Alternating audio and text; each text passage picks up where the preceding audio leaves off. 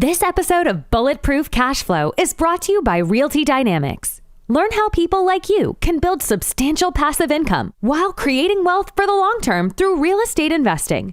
Visit rdyne.com. That's RDYNE.com. An introvert doesn't want to be on stage, but hey, if being on stage can help 100 people, then it's your obligation. If being at that party and mingling with that investor will help you get the projects you need, then suck it up, get off the couch and do it. Move with purpose. No one says you have to enjoy it, but you have to do it. Working because you want to, not because you have to, is financial freedom. And we want to help you create that. Welcome to the Bulletproof Cash Flow Show. We're going to teach you how to achieve lifetime financial freedom through real estate investment. Your host is a multifamily syndicator and property developer. He's done deals reaching into the hundreds of millions of dollars. You'll hear from experts in all aspects of real estate investment, finance, development, and management. Everything you need is right here. This is the Bulletproof Cash Flow Show. And this is your host, Augustino Pintus. Hey everyone, it's Augustino. Being a real estate entrepreneur can be very, very tough. Now, I know from firsthand experience, I bounced around many different companies trying to find my groove before quitting IT, quitting technology altogether, just to focus on real estate. Now, since that shift, I found that networking and building relationships with affluent and influential people is absolutely key to getting deals. Now, it's not just about our own needs, though. It's about helping those people achieve what they want first. Putting those other people first is absolutely critical, right? Now, our next guest knows all about this. Now, he's a guy that has a very influential background. He's got a lot of influential connections as well, but his life didn't always go that way. He wasn't born with a silver spoon in his mouth.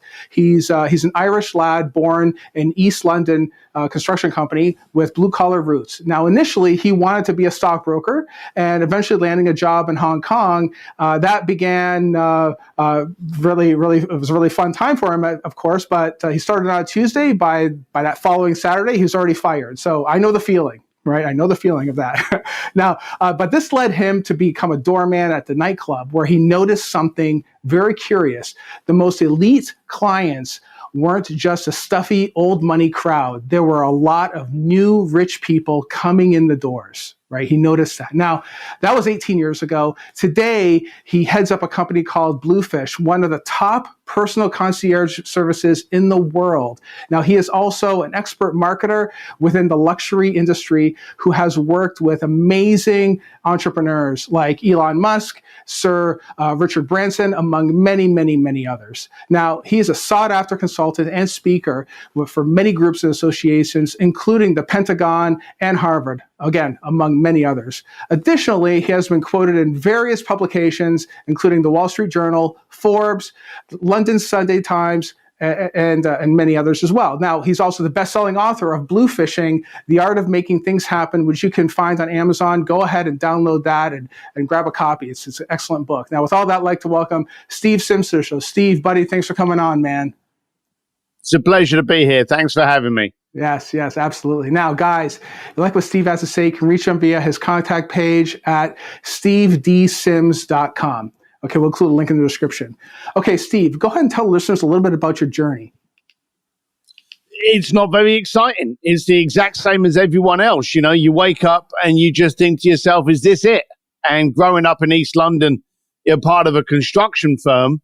My granddad was in construction. My mum was in construction. So it was a case of my life was planned out for me before I had any choice. And I just couldn't believe this was it. And like most people, you grow up and you haven't got a nice car, but somebody else has. And you ask yourself, how come they've got a nice car and I haven't? You know, I don't mind putting the work in. I know how to work hard. And I went out to try and basically associate myself with rich people. See, the bottom line of it is I did this in the 80s and 90s. If I was doing it today, do you know I'd open up a podcast? You know, because that's what you do. You have conversations with people that have done something that in a lot of cases you haven't. So it's a way of you getting to get this information. But back then, we didn't have Instagram to tell me how inadequate my life was. So I just had to try and get into a job with rich people. Couldn't do that. Ended up becoming a doorman. As you said quite rightly, I noticed that people that have money act differently to people that pretend they have money. And so I didn't want to be a social butterfly, but I would, get people in the side door. I'd get people into private clubs, or I'd let the bar stay open. I would do anything to look after these wealthy people just to buy me 30 minutes to an hour of just chatting with them and going, hey, Roger, how did you do this? How did you start off in, jet charters? How come you buy building? And I would interview them. And so it just grew. And I went from getting people into nightclubs to getting them on stage with our favorite rock band, front row at fashion weeks, closing down museums in Florence for a dinner party of 6, and then having Andrea Bocelli come in and serenade them. I just became the Mr. Fix-It for billionaires all over the planet. But I never wanted to do that.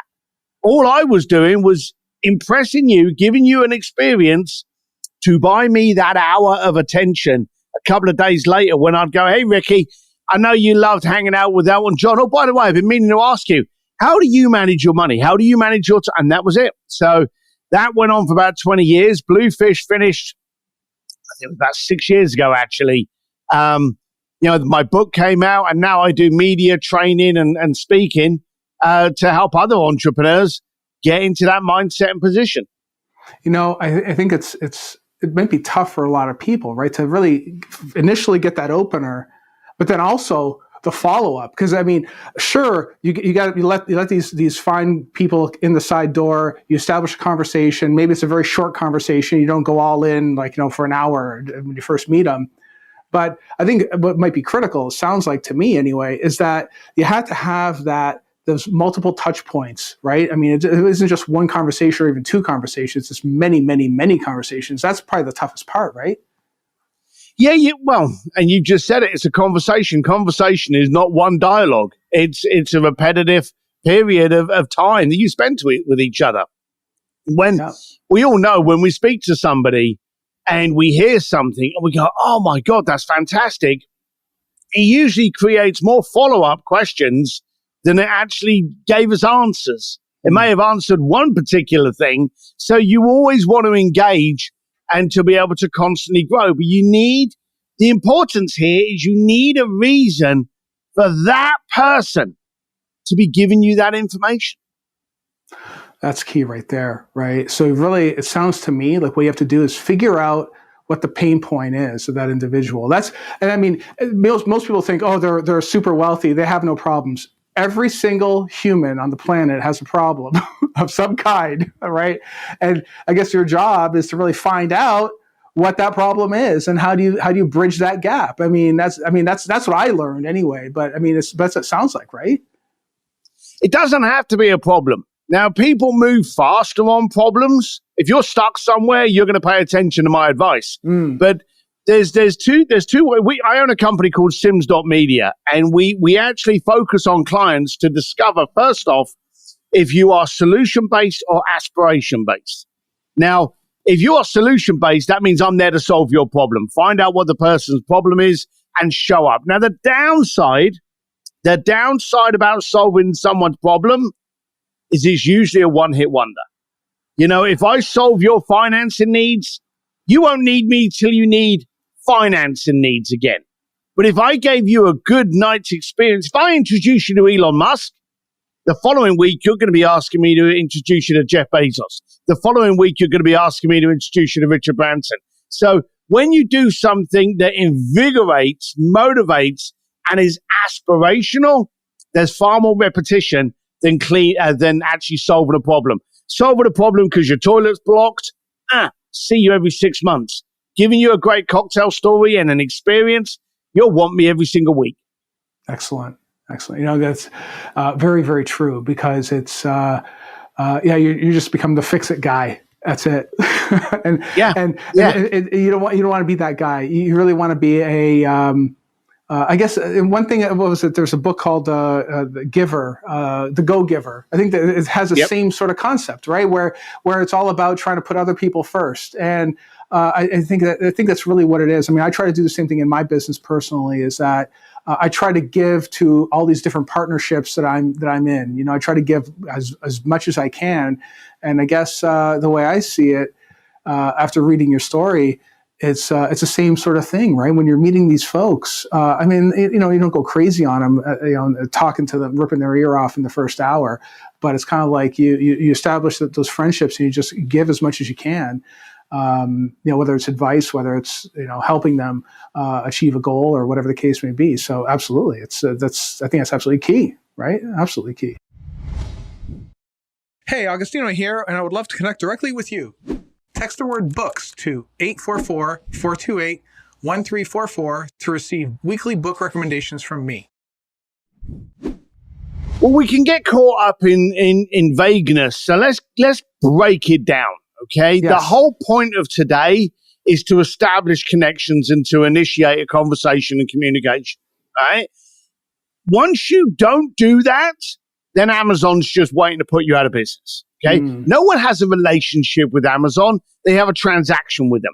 But us, we're in the communication and connection-based business. So to give you an exact example of just how bloody easy it is, I wanted to get in touch with a VC capitalist up in Silicon Valley. He was doing a lot of work. I knew by looking after him, not only could I look after him and earn from him, I could also earn from the connections he had. He was a top dog. I knew who it was. Now, everybody knows that person we want to get hold of.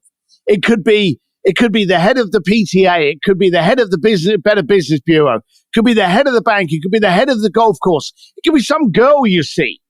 Everyone's got in their sights who they want to connect with.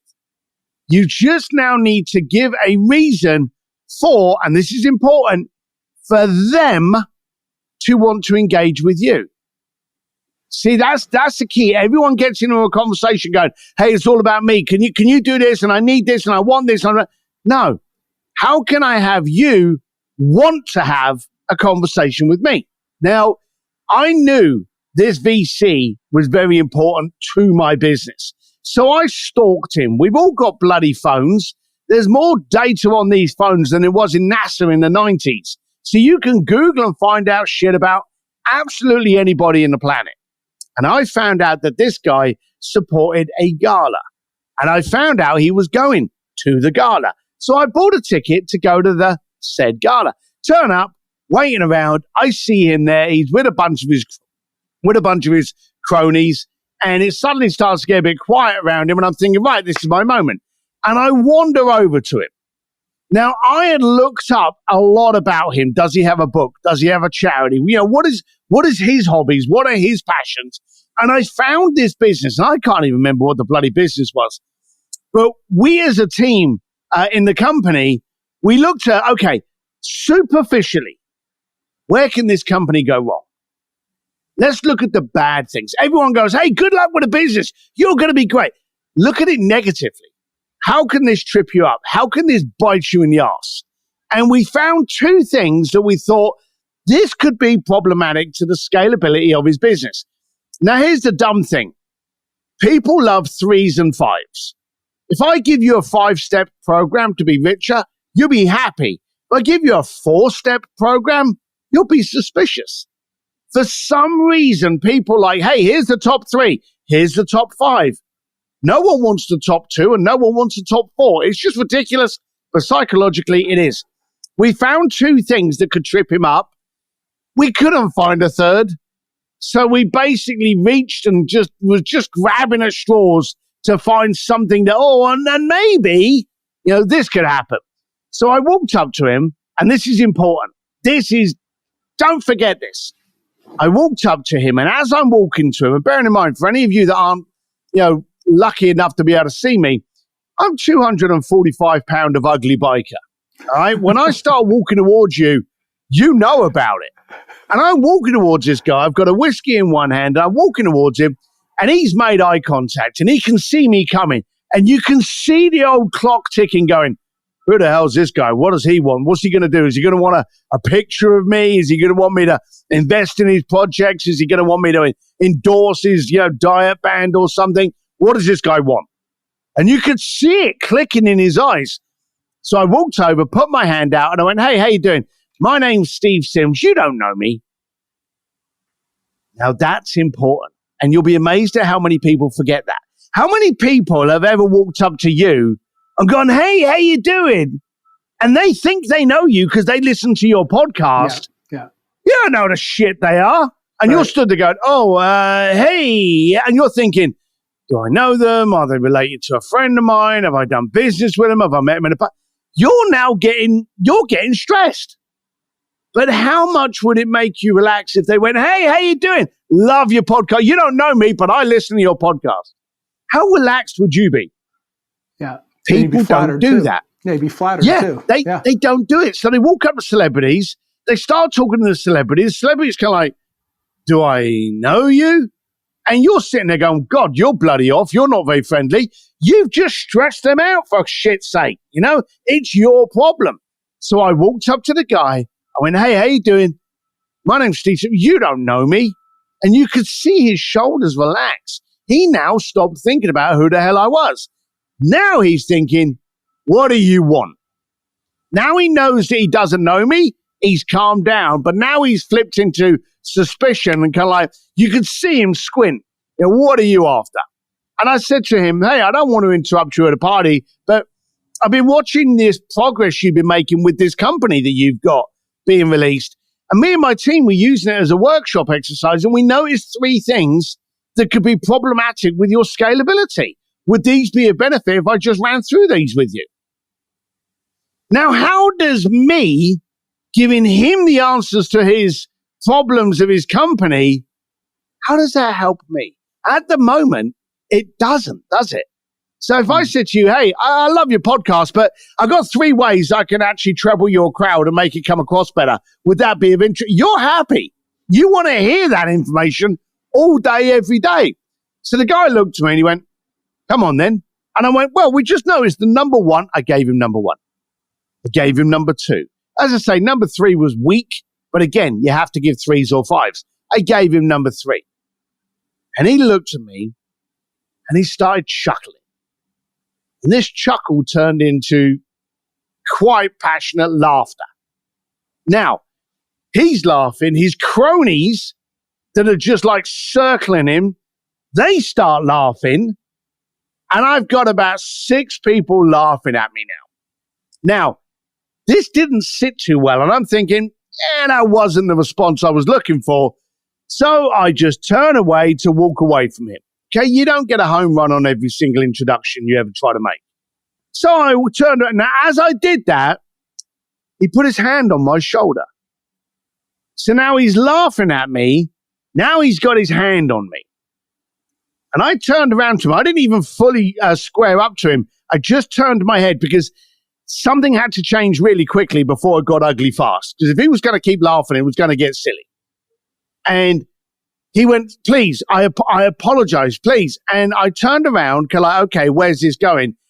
He said, I shut that business down 6 months ago. Killed it. I'll never relight it. I'll never go into it. But you know why we closed it? Because of number 2. The number 2 problem that you came up to us on was why we closed that business. Now, the other guys were still just kind of like giggling and chuckling a little bit. They weren't laughing heavily, but they were still, bubbling with our giggles. And he turned around and he said, the funny thing is, I've just met you in a bar. Your number 2 could have kept that company alive. These pricks never found that out, and they've been with me for years. Wow. You can imagine those guys stopped laughing real fast. Right, they did. I want to take a pause from today's show to share something that I've been encountering. As I speak to many investors, there's this concern. And the concern is centered around the inflation we've been experiencing and the devaluation of our currency. Now, we've seen some of the highest inflationary periods over the past 30 years. That's up over 8%. Economists actually believe that inflation is closer to 20%. Some say it's even more. Now, what does this mean for you? Well, it means that money that is sitting in your bank account or self-directed IRA that's not invested in physical assets that hedge against inflation are losing buying power. That means that every minute, every second, that dollar is becoming less valuable. You see this every day. You see this in the groceries you buy, the gasoline you buy, everyday items that you're buying on a daily basis are becoming more and more expensive, and you're using a less powerful dollar to buy these items, meaning that dollar is losing value if it isn't put into a property that produces cash flow, just like real estate does. Now, our team here at Bulletproof Cashflow has put together a series of weekly webinars that cover real estate investing like multifamily, net lease, and real estate development. Now, these are purely educational webinars. In these webinars, we talk about why real estate offers a powerful opportunity right now and why it makes sense to invest in these assets today. So, if you're interested in real estate or want to have the opportunity to get involved as a hedge against inflation yourself, I encourage you to go to bulletproofcashflow.com/webinars. That's bulletproofcashflow.com/webinars. Now you go there, these webinars are 45 minutes and they cover different topics every week. We go over the things you need to know to avoid some of the common pitfalls when it comes to investing while getting you prepared to invest your paper dollars into a real physical asset. Now, if you can't make the webinars, just go ahead and register and we will send you a recording that you can watch at any time. And by the way, these webinars are entirely free. There's no cost to you. This is just something that we do to educate our folks out there. So if you're enjoying this episode, please like and subscribe to Bulletproof Cashflow. It helps the channel tremendously when you do. Now let's go ahead and get back to the show. And he looked at me and he went, the deal's dead and I never revive a deal. But would you be interested in looking at some of the other projects that I have? And I said to him, yeah, I should do. I've been working for that guy on retainer for about 8 years now. Wow. And about 3 times a year, I'll get this pack of documents and this deck that I know nothing about the bloody project that he's doing, but I get to look at it with childlike curiosity on where could this trip me up. And it's that ability for me to look for problems that then can be solved that has had me on his payroll for this period of time. You see, if you first of all tell people that you don't know me, it relaxes you. And if secondly, you show up to benefit them before you benefit you, they will want you to stay in that corner. They will want you to be part of the conversation. Beautiful. No, love it. Love it. It wasn't difficult. But yeah, you know what though? It might be difficult for someone that is never accustomed to just walking up to somebody like that. That's probably the biggest difficulty, right? Because I mean, obviously Bullshit. You practice. I'm not going to call you. You don't. Okay, and I'm sorry to stamp on that, but this is where people get it so wrong. Okay, Yeah. I'm on a podcast, so at the moment, my job is to be educating, entertaining, passionate about what I do. The rest of my day, I'm going to be walking with the dogs, sitting in the garden, working, and avoiding people like they were the plague. I'm an introvert, but I call myself a selective extrovert. When I have to do this, like this is a shallow plug, and I apologize, but you mentioned earlier about my book, Bluefish, The Art of Making Things Happen. Yeah. That book came out 5 years ago and was the greatest and worst time of my life. Okay? I've got another book coming out in October called Go for Stupid, and it talks about the art of setting ridiculous goals and then achieving them. This will be the second greatest business time of my life and the second worst time of my life. And I'll tell you why they are both terrible times, because I'll end up doing 5 to 10 podcasts a day, saying the same story, saying the same thing, and talking and interacting with people, and it wears me out. I'm an introvert, okay? I don't want to do these things. I don't want to have to do thousands of podcasts, but the good thing about introverts, and for any of you out there that are introverts, you know this. You move with purpose. An introvert doesn't want to be on stage, but hey, If being on stage can help 100 people, then it's your obligation. If being at that party and mingling with that investor will help you get the projects you need, then suck it up, get off the couch and do it. Move with purpose. No one says you have to enjoy it, but you have to do it. And so that's the thing. With me, I'm an introvert. It's not easy for me to walk up to someone, but it's purposeful and it's beneficial. And when you look at the impact and the benefit of what you do, then the shyness just becomes a hurdle. Get over it. Shake hands. If it works well, you've got a deal. If it doesn't, shit. Drink an old-fashioned and try again. Now, why do you think people are scared then? I mean, they usually scared to acknowledge what they want to do, their deepest passions. Why are they afraid for then? Like, because there are certain. I understand what you're saying. Like, just you know, shit or get off the pot. Do it. You know, you and I've done this for a while now. You've done it obviously way more than I have. It was tough for me at first. But why do you see people struggling with this? Well, it's still tough for me. So it gets easier, but there's still a lot of situations that I get into and I'm like, oh my God, I don't want to be here. But then I think, well, hang on, if I do this, I get a new kitchen, or I get to take my wife to Tuscany for the weekend, or I get to buy more motorbikes. I focus on the aftermath. Now, here's why most people don't do it. It's because of today. We are in a gotcha society. We love finding pictures of you dressed up as a Chinaman at a fancy dress party in 2002 and then basically attacking you for being racist. You know, we love to. I am thrilled there were no pictures before 2000 because we didn't have phones then, because I'm sure as shit I've been inappropriate most of my bloody life. But today, it's a gotcha society. We like to point at you and go, ooh, you said this. You're a bad person. And we like to point and stare. If you think of the biggest programs, the biggest net profit programs in the planet are things like America's Funniest Videos, Big Brother, Love Island, is basically all of these programs why we like to point and laugh. The Kardashians. We love to look now. We love to judge. We're in a judgy, gotcha society. Today, we're not actually scared of screwing up the introduction or failing on the networking event. We're actually terrified of people seeing us fail. How many times when you go to a networking event is everybody, and you think about it, it's like when you're at the school dance. Every guy is up against the wall, isn't he? And all the girls are up against the other wall. And all the guys, all they want to do is dance with the girls. But the second one guy goes, you jeer him down.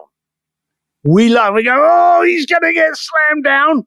And then we're gutted if he doesn't. Yeah. If he does get shot down, then we jeer and we ridicule the shit out of him. But if he gets it, we're like, damn bollocks.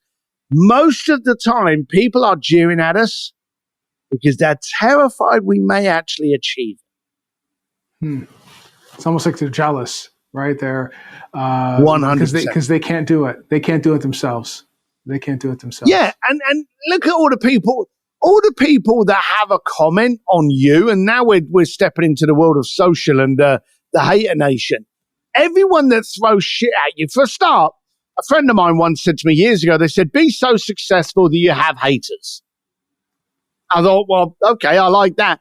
But the people that jeer at me, the people that remark about my inappropriateness and how I sleep at night, you know, working with billionaires when I should be off saving the sea lions or something.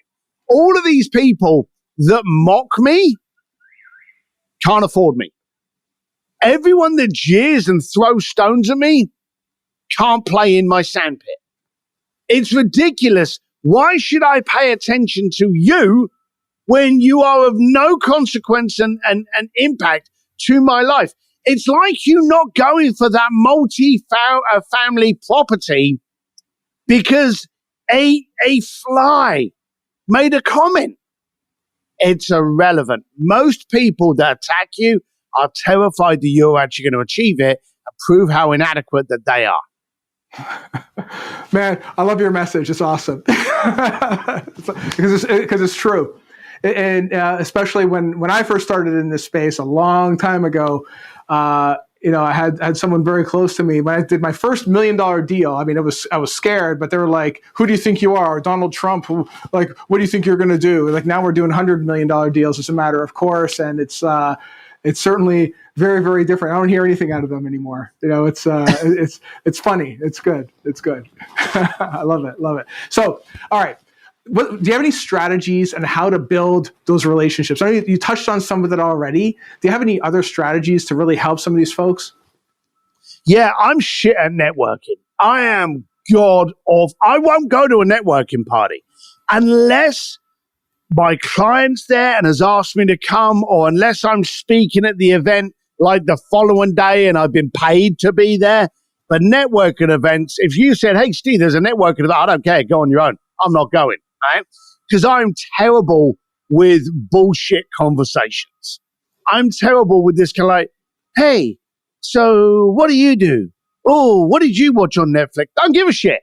I'm no good with any of that. So I avoid it like the plague, which means when I'm going for a relationship, it's because it's missile focused. I know working with you is going to get me on a podcast and going to get me into your network, and I will okay, this is how I get, and I will go. I move. It's back to that move with purpose. So when there is someone that you like, and this is a little tip, a little trick and tip I do, Google them. For a start, Google you. Okay, everybody out there, and no, you're not thinking you're the Kardashians, but Google you. You'll be surprised. When I first started, I Googled myself. And I was a footballer in London and I was an artist in France.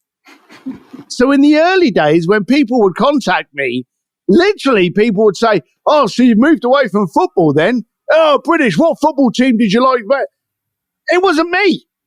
So Google yourself, because anyone that you do business with is going to do what you're going to do to them.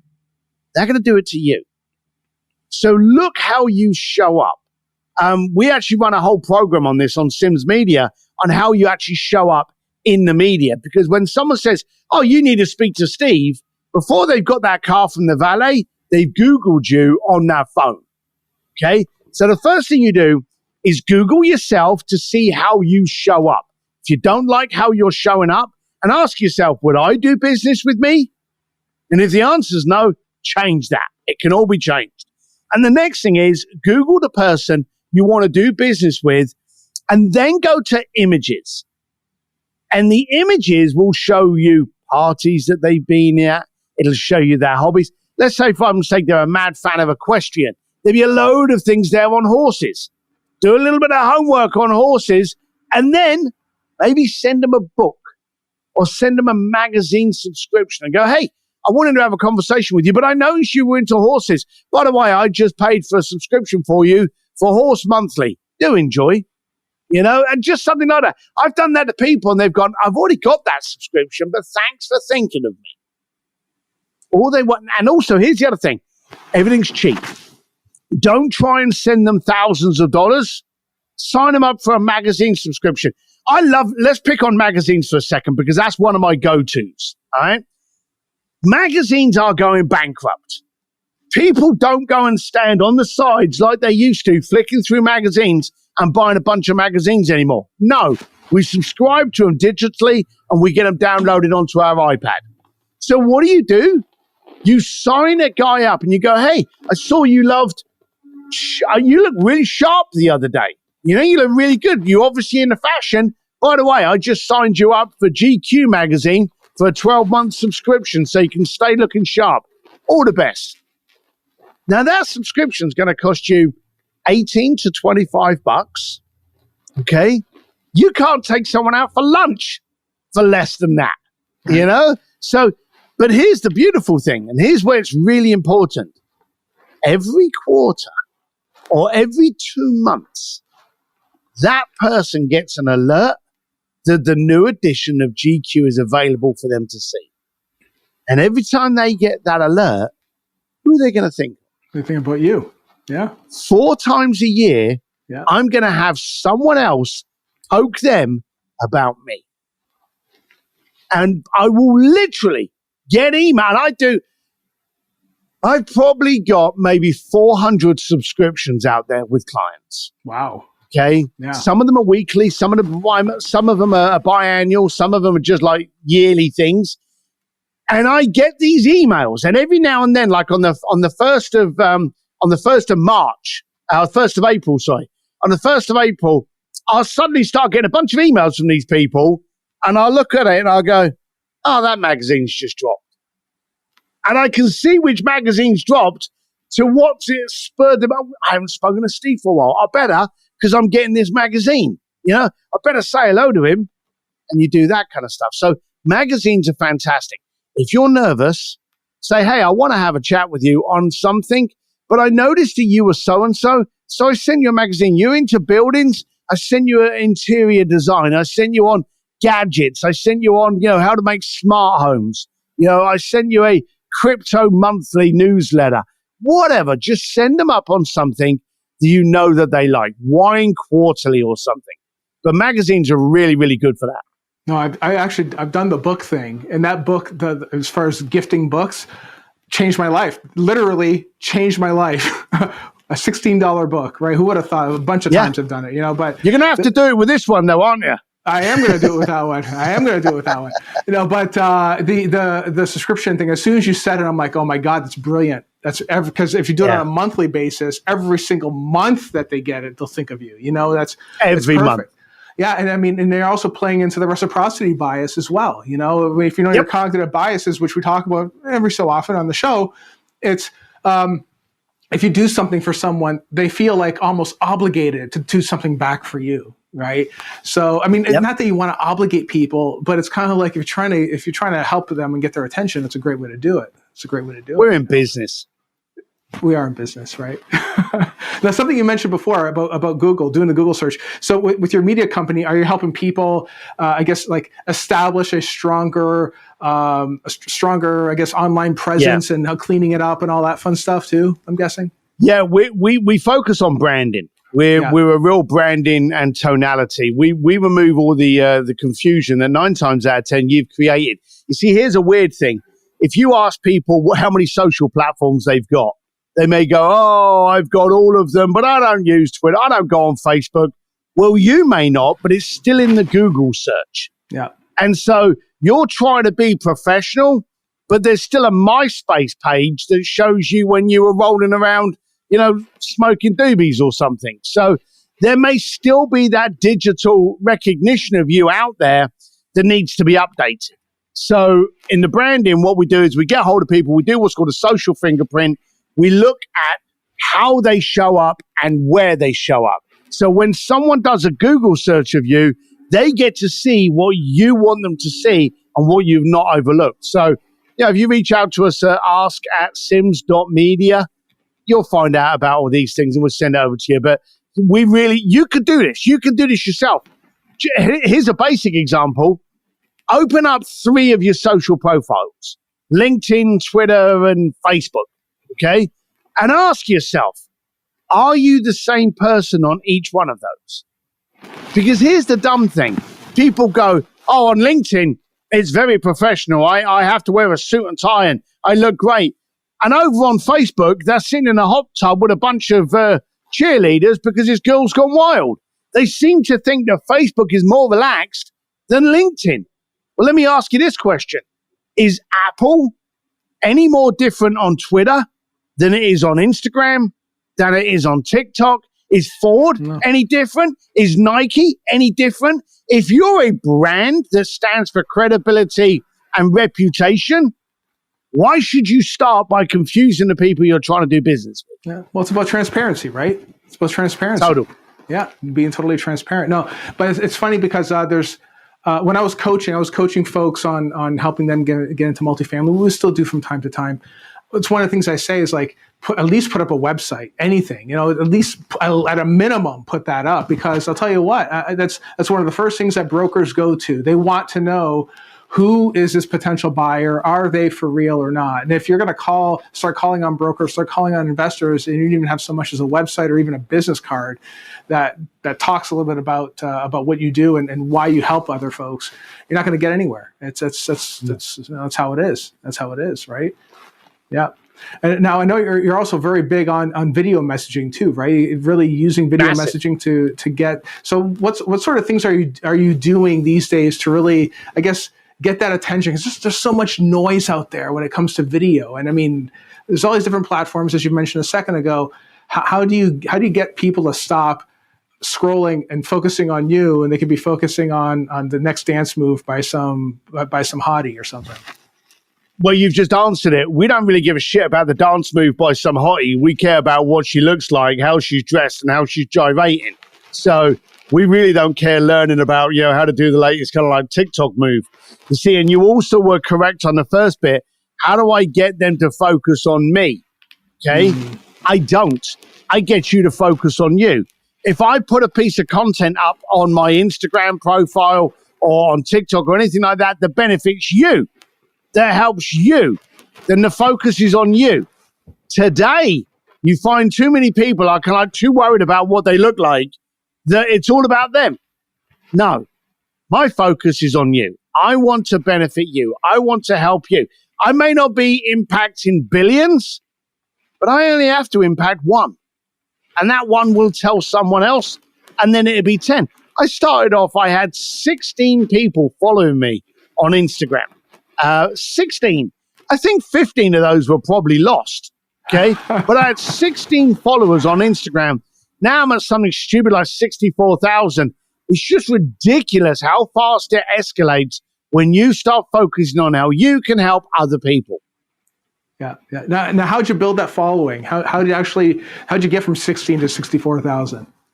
For one, not giving a shit about anybody else and caring about you. A lot of people try to capture like 50 fish, just try to catch one. What is going on today? And let's pick on you. What is the number one question that people have when they are considering getting into the real estate world today? What's the number one question? Give it to me. How do you raise all that money? How about if you did a video going, hey, the number one question today is how do you raise money for doing it? I'm going to give you the 3 things that I do to raise money. Am I now not of interest to you? Right. So just think about the problems. Anyone out there, think about the problems that you've had and then do a video on it. Hey, I had this problem about curb appeal. I had this problem about being taken seriously. I had this problem about doing a deck and how many pages should be in a good deck. I had this problem about how to handle a business meal, how to dress for a business meal. I'm going to give you the 3 things that I did that worked. Now you have interest. I love it. And in terms of frequency, you have to keep hitting it. I mean, this isn't one video and then you release a week later. It's kind of like you have to do this on a fairly consistent basis, right? Well, here's the funny thing. Do you have a dog? I do not. No. All right. Okay. Well, anyone else, I got loads of dogs, so I naturally assume everyone's always got dogs. But here's the funny thing. My dog doesn't wear a watch. Okay? But he knows when it's bloody breakfast and dinner time. He does. Yeah. On the nail, 8:30 and 5 o'clock, the thing's trying to bite me ankles because he wants to be fed. Yeah. Okay? Doesn't wear a watch, but he knows it. Subconsciously, we're the same. If you start putting content out at 10 o'clock every Tuesday morning, then stick to 10 o'clock every Tuesday morning. If you're doing content, like I do content Monday, Wednesday, and Friday. Now I'll fill some other stuff in there if I'm doing something, but I never miss Monday, Wednesday, and Friday. So for that reason, there's consistency. People know, what's Sim's doing? Oof, onto Instagram, there's his video. So be consistent, be regular. You could do it once a month, but if you're doing it once a month, do it on the same day and do it at the same time. Yeah, I think when you set up that schedule, it helps you be consistent, like you said a second ago, right? Because if you do it haphazardly, you kind of don't pay attention to it. And if you're sloppy, other people notice it too. Other people notice it too. There's this group I know that they started doing live streams every day, 9 a.m. They get on, they stay on for 10 minutes, then they jump off. That's it, and they're consistent about it. And that's helped build up their following. They have, I don't know, close to 1 million followers now just by doing that little thing. It's insane. Yeah. It's just nuts, so excellent. Well, you know what, Steve, we've covered a lot of stuff here today. For someone listening, what sort of bulletproof advice would you have to offer them? Stop worrying about you. Worry about the impact. If you're trying to do something and you're getting nervous, then think to yourself, what's worse, for you not to try or for you to try, fail, and become educated to not allow it to happen again? So it ain't about you. It's about the impact that your movements can actually make. Love it. Love it. All right, guys. Well, if you like what Steve has to say, check out his website, stevedsims.com. Also, check out his book on Amazon. He's got the new one coming out in October. What's that one called again, Steve? Go for Stupid. Go for Stupid. I already love the title. I'm buying it. Great. All right, guys, check out his material, though. He's got a lot of great stuff there that can really help you really overcome some of the challenges you have in your life when it comes to building these solid relationships that you're going to need to really help achieve your fundraising goals. You're going to need to really put yourself out there, and Steve and his team will certainly show you how. They'll show you how. So thanks for tuning in, guys, and I'll see you next episode. Take care. You've been listening to the Bulletproof Cash Flow Show. We hope you've enjoyed the show. We know we had fun. Make sure to visit our Apple Podcast page and leave us a 5-star review. We hope you've gotten some useful and practical information from the show. For real estate coaching, events, and resources, hit up bulletproofcashflow.com. Till next time.